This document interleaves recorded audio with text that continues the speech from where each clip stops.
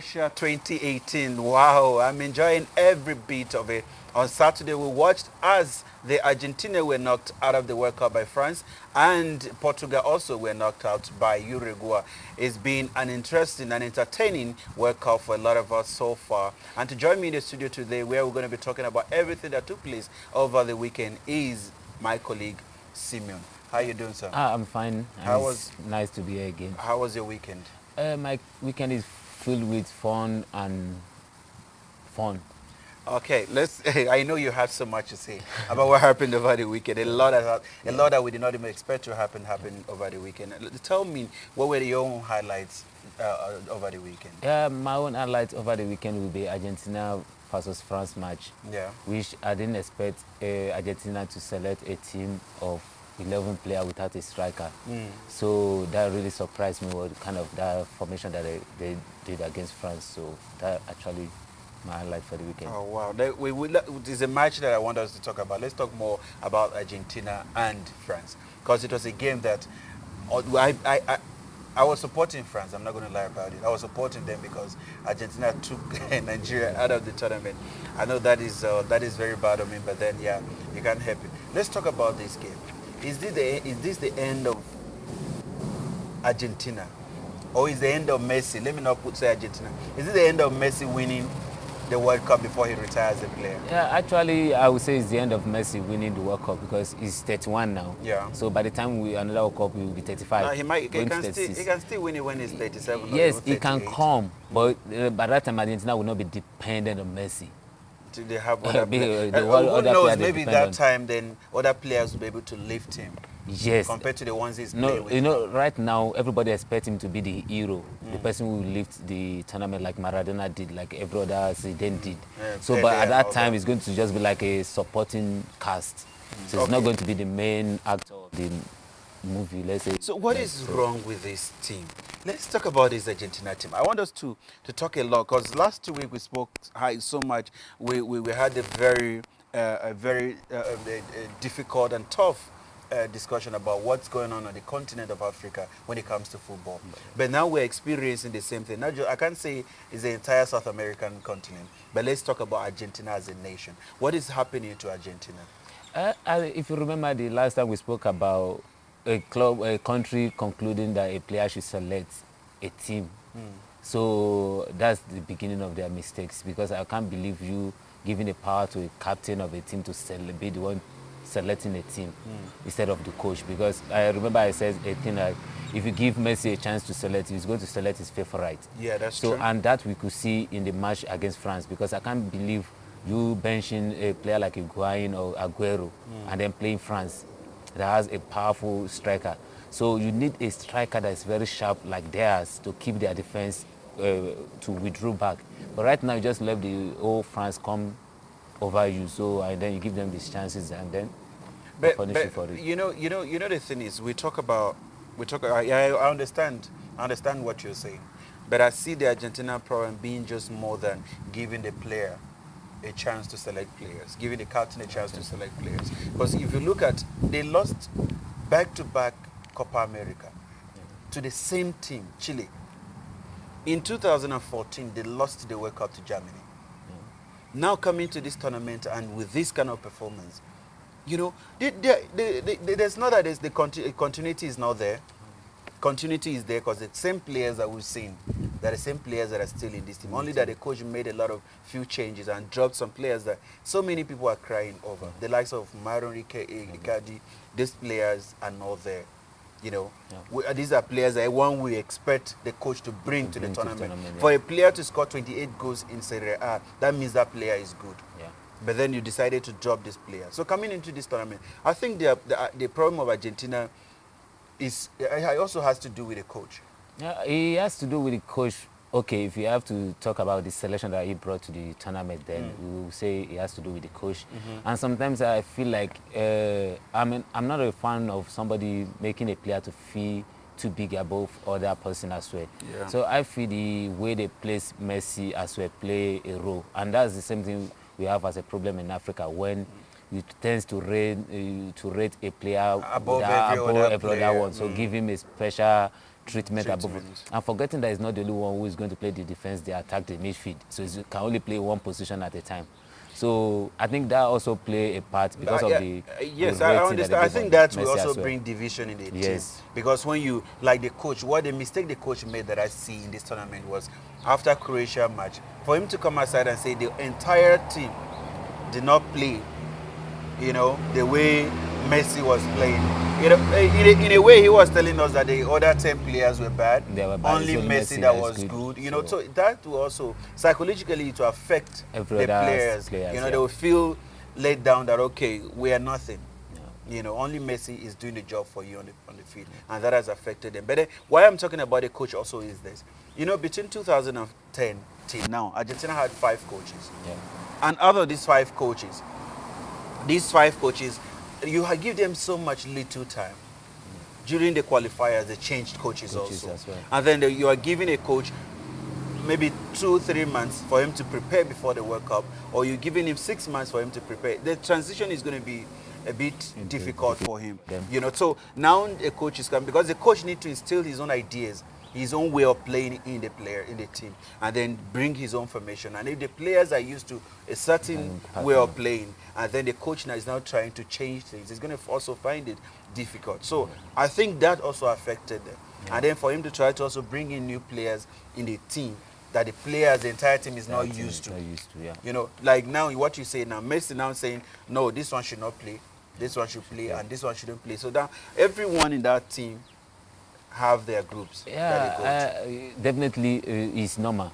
In every organization, you have your favorite. You have people you click with. You have people who, and that's why when it comes to a decision, it shouldn't be the decision based on individual. It should be the board member making the decision because they put everybody together. They believe in everybody. That's why they put them together. So, and that's one of the problems I see.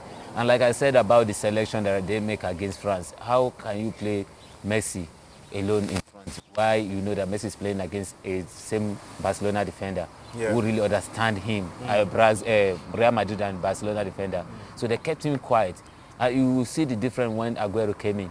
That's where they could only get a goal from a striker because the first one, Di Maria has to try a magic from outside the box, and the second one has to be a shot from outside the box as well for them to get those 2 goals. That shows that they don't have a striker, so they depend on individuals. But yeah, like you said, yes. If you say truly that the captain was the one making the selection, that means we don't have to blame the coach. No, about the we don't have, formation they used against the first one. France. The first one we all blame the coach on the first one, and then they gave them the players to do the selection against Nigeria, which we see. If you look at there's a camera that click onto the tunnel that shows Messi giving instruction to the players against Nigeria what to do, what not to do. So that shows that he's the one in control. So yeah, you understand. So that's why you don't have to blame the coach very much. Although they will blame him because he is the head, he's the leader of the team. He is supposed to be the one to make decisions. And I think that is also one of the problems Argentina has in this World Cup, because the coach not being able to take a firm decision that everybody will be, everybody will support, or even if you're not happy about it, you would still abide by the decision taken by the coach. But then that is not the case. Let's talk about the French national team. With what you saw, we know Argentina is disorganized at the moment. They're not a team that if one beats, then you tip that one to win the World Cup. But at the French national team, we're talking about a lot about them, how they've not been together as a team. But then, is this an indication that things are beginning to look up for them? Yeah, if I have to speak about France, they've still not inspired me with the way they play.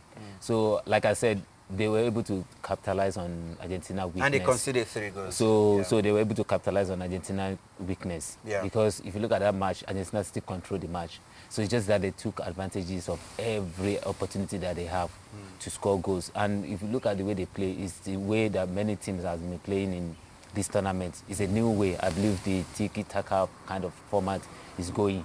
The more format that is working now is just defend, counter your opponent. So, and that's what France used against Argentina. So they believe more in Mbappe and Griezmann. So they use both of their wings to put problem on Argentina. So they allow Argentina to control the midfield. Let us all hold the midfield, pass the ball around. Or what we'll do, we'll use our wings. So, and I believe if their individual players comes to play again the way they did against Argentina, I think they'll go far. Yeah, yeah. You know, in the one thing is in that game, a lot of people are singing Mbakwe's praise as being the young kid who they're now changing. Football is changing hands from Ronaldo to Messi to Mbakwe, but then they're forgetting there was a guy in that midfield who kept Messi quiet, and that is N'Golo Kante. Yeah. He did the job, and then Kante and Umtiti. Matuidi. Yeah. Matuidi also they did the job, and then they allowed Bakbe and Co to go out there and do the damage, and then they succeeded in doing that. But then what we're seeing in this World Cup so far. But one thing I have to say against France again is, I think for me, Pogba needs to be dropped. I agree with you 100%. Pogba needs to be dropped. I agree with so you. if they are going to go far, Pogba needs to be dropped. But you know, Pogba is a kid. He's a very nice player. He's a very good player. But you know, I think the pressure is just too much on him right now. The expectation from the fans, from his teammates, from everyone is just too much. I think that also has to do with the price tag. If the price, apart from the price tag, Pogba has shown a lot of quality when he was in Juventus, better than what he's showing currently in the tournament. And I believe that's one of the reasons why Mourinho also could drop him in the Premiership, because I think he has lost that value, he has lost that taste that people have about him. He just needs to sit down, learn, and regain himself. Because against Argentina, I can't see him complete a successful pass throughout the match. So, and you know, another thing is the problem that Argentina is having is a problem that France is also having. Because when they are on the field playing, every player wants to be the one that the teams you praise, the fans to look up to, and they want to be the heroes. And they don't want to play together as a team. I don't care. The most important thing is we win the match. If I'm playing with you and then I'm bad, but you're good, and so both of us to complement each other, and then we get the result that we need. But then if you are relying on one individual to do the magic for you, then you're going to fall just like Messi did against France. You know, because everybody in that team, okay, since the coach said it's only Messi that's playing, let's see how he's going to play. So everybody will just be looking at him. They'll take the ball from that side, they want to give it to Messi. Take the ball from back, they are looking for Messi. And then now every team is building their team. Each time they're playing against Argentina, they're building their team on how to be able to stop Messi. And the moment they stop Messi, then the entire 10 players are useless. You know, so I think that is what is happening to France also. That's actually what is happening. And if France, they have quality. No, in this tournament, like we said it, they are the one who have most quality player. But the problem they have is just not being able to play together as a team. So they depend on the individual, and I think it's paying them off anyway for this tournament. But if they continue relying on that, I don't see them progressing. Because if they meet the likes of Brazil or Belgium, they meet the likes of Mexico. Yes, it's going to be difficult. You know, if they meet, it's going to be difficult. Anyway, well, that was a very tough game for Argentina, and then they're out of the World Cup. We don't know what the future holds for Lionel Messi. Now let's talk about Portugal versus Uruguay. It's another match. We saw another superstar. The two of the best players for the past 10 years are out of the tournament. Yes. And we saw Cristiano Ronaldo. And a lot of us will argue, though, that Ronaldo in this tournament, to me, he has proved that he's ahead of Messi. You know, and that is because I believe maybe the Portuguese national team is not relying on him too much to do the job for them. Yeah, see, Ronaldo for me, okay, if you have to look back, we spoke about this in the last interview on Friday, that I actually said it's to be difficult for Portugal to beat a team like Uruguay, because Uruguay is more compact, they are more united, they are more experienced. The continuity is there within their team. So I even heard that most of the team have been playing for 12 years together. You know, so you can't compare them with Portugal. And I believe the reason why Ronaldo were able to showcase himself against Spain is because Spain is not unique in this tournament anyway. So the kind of pattern that they play, I don't really expect them to go far in this tournament. So Ronaldo were able to capitalize on their mistakes, their defender mistake against that. So, but for me, he has proved to be ahead of Messi because of the goals that he scores. So he has 4 goals while Messi scored just 1 goal. So you know, and it's a very disappointing tournament for Messi and Ronaldo. You know, and understanding. I mean, knowing the fact that the two of them are always competing against each other in the league and also winning the world best, which they've succeeded in doing in 10 seasons. Now we're talking about the Portuguese national team. Yes, I agree.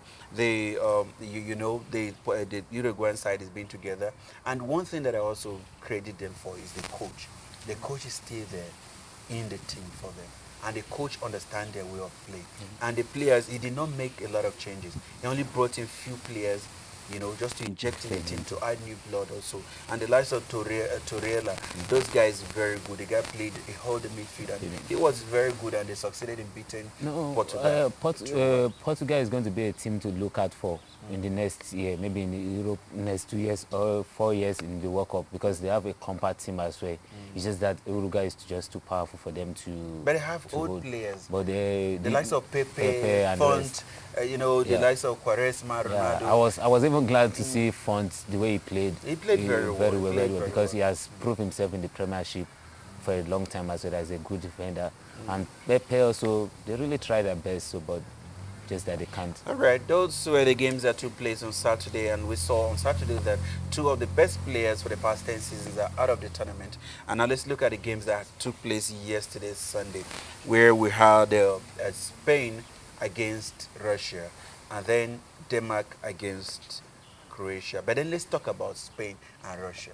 Because we sat here and we said, we ourselves, you know, we're guilty of this because we sat here and we say Russia being the lowest FIFA ranking team in the World Cup and playing against some of the lower ranking teams also, they won those matches because those teams were not, you know, we're not team one can compete against. But now they are proving to us that they're not just only capable of hosting the World Cup, they're capable of going further. Yeah, if you remember the first interview when they won 5-0, I said one thing. I said this is going to give them confidence to go ahead. Yes. But they will not reach final. So that they are going to go ahead. And remember in the last interview as well, we spoke about Spain and Russia.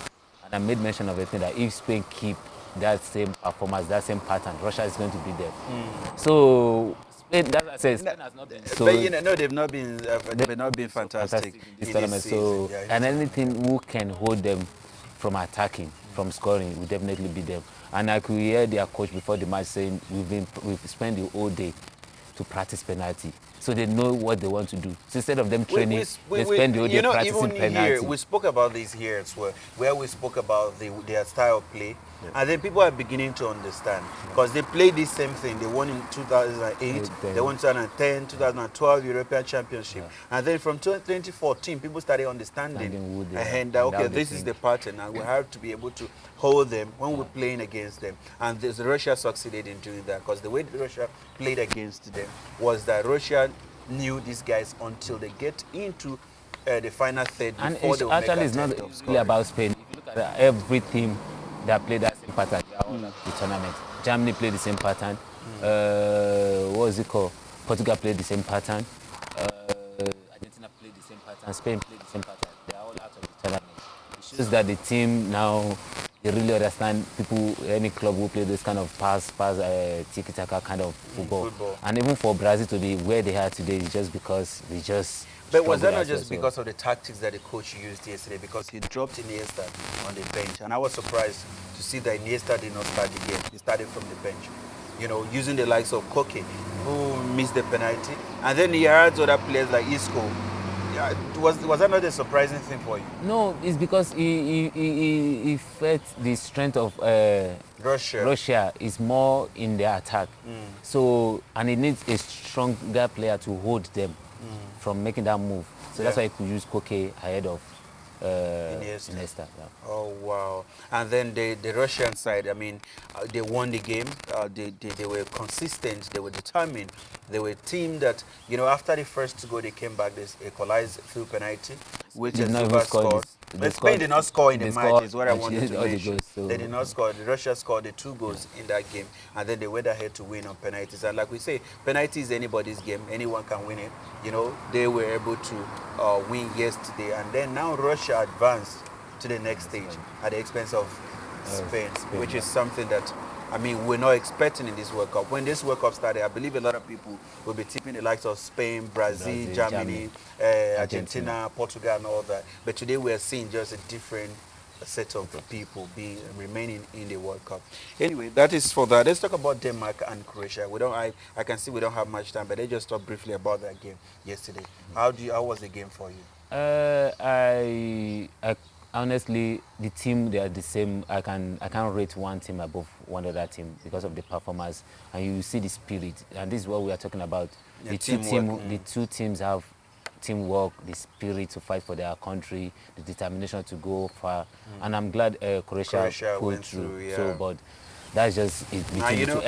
Any of them, they would have. Yeah, you know, Penalty, penalty is so- anybody's game, like you say. I mean, it's not you know how to play best. No, when it gets to penalty, anybody can Anybody win can it. win it, You yeah. know, and the keeper was able to save 3 penalties, which Croatia went through. And I'm glad they also went through because Croatia is one of the teams that I'm actually Now, tipping Croatia to are go more further. Mexico. They are more complete, Complete and, you know, the united compact kind team, of. they're playing together, and it's helping them a lot. So I see them going further. It's a team that I can see them going into the semi-finals. Although that is soccer for you, anything can still happen. Yeah, Because now they are going to face Russia. Yes, I expect them to go. You know, yes, so because, I one can expect say them to that go. is a very favorable draw for No, it's them. not going to be favorite draw because Russia has proved to, like we said, they have the fans now. If you see, and that's one of the reasons why we've not heard any about riot and everything in Russia, because their team is still giving them the results, so they are still there. Like yesterday, they were party all over the week, all over the streets of Russia, so enjoying their moment.